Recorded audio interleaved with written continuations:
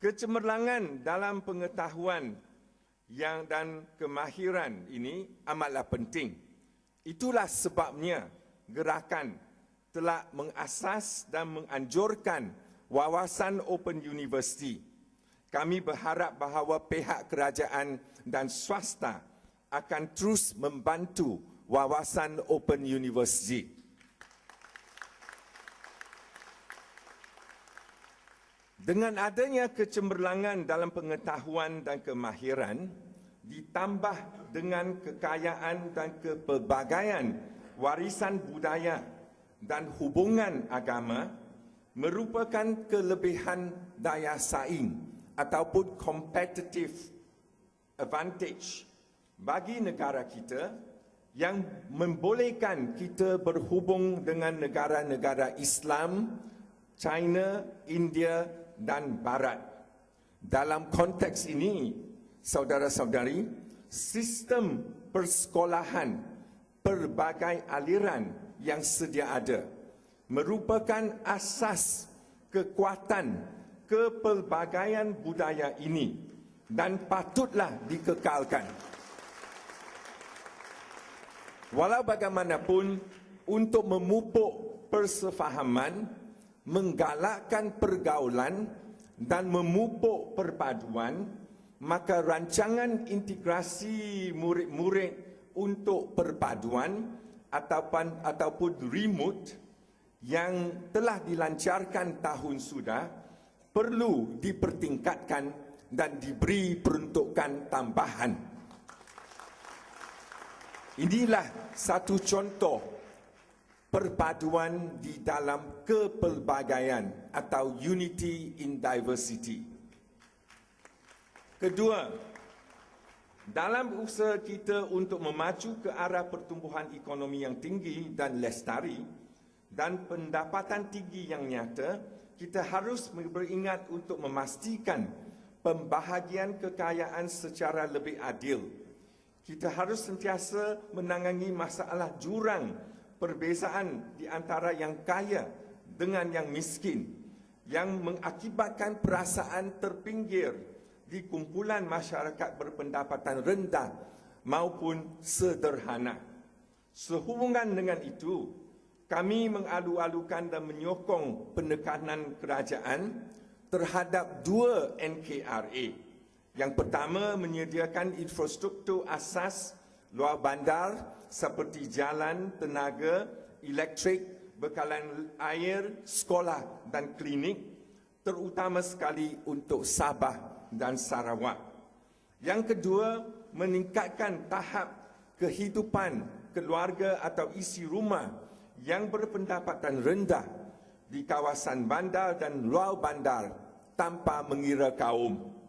Bagaimanapun, cabaran sebenar adalah bagaimana inisiatif-inisiatif ini dapat dilaksanakan dengan cara yang lebih cost efektif yang dapat memanfaatkan orang ramai. Ketiga, harus dipupuk satu imbangan sihat, a healthy balance, di antara pengejaran pembangunan dengan pemeliharaan alam sekitar. Kami mengalu-alukan penekanan terhadap teknologi hijau oleh kerajaan. Namun demikian, kami merasakan masih banyak lagi usaha mantap yang perlu diterokai dan dilaksanakan. Dalam pada itu, Malaysia harus menunjukkan komitmen yang lebih tinggi dan mengambil bahagian yang lebih aktif dalam bersama-sama menangani isu global warming, perubahan iklim serta pencemaran, hakisan dan degradasi alam sekitar melalui pelaksanaan strategi bersepadu pemeliharaan alam sekitar secara lebih efektif. Gerakan ini mengesa kerajaan agar menjadikan pemeliharaan alam sekitar sebagai satu bidang keutamaan nasional atau NKRA. Sesungguhnya, gerakan memang komited dan berhasrat untuk menjadi sebuah parti hijau. Parti hijau dari segi environment, bukan dari segi agama atau politik. We are green inside and red outside. Seperti emblem parti. Emblem parti ini bersegitiga hijau dengan 5 tangkai padi. Ini menunjukkan komitmen kita kepada alam sekitar dari awal pun. Dan bukanlah white inside and green outside. That one we do not want. Alam sekitar ialah satu isu yang memberi impak kepada setiap anggota masyarakat dan ia merentasi batasan kaum dan agama. Sesungguhnya, ianya adalah satu usaha murni bagi amalan demokrasi penyertaan atau participatory democracy yang cukup bermakna dan berhasil di peringkat nasional, khasnya di peringkat akar umbi. Kita hendaklah menjalin hubungan dengan para NGO, universiti dan masyarakat tempatan khasnya dalam kawasan kita. Khasnya bagi generasi muda. Satu titik permulaan telah diambil oleh gerakan di Kuala Lumpur dan Kedah dengan sambutan yang agak menggalakkan. Negeri-negeri dan bahagian-bahagian lain harus mencontohi langkah murni ini.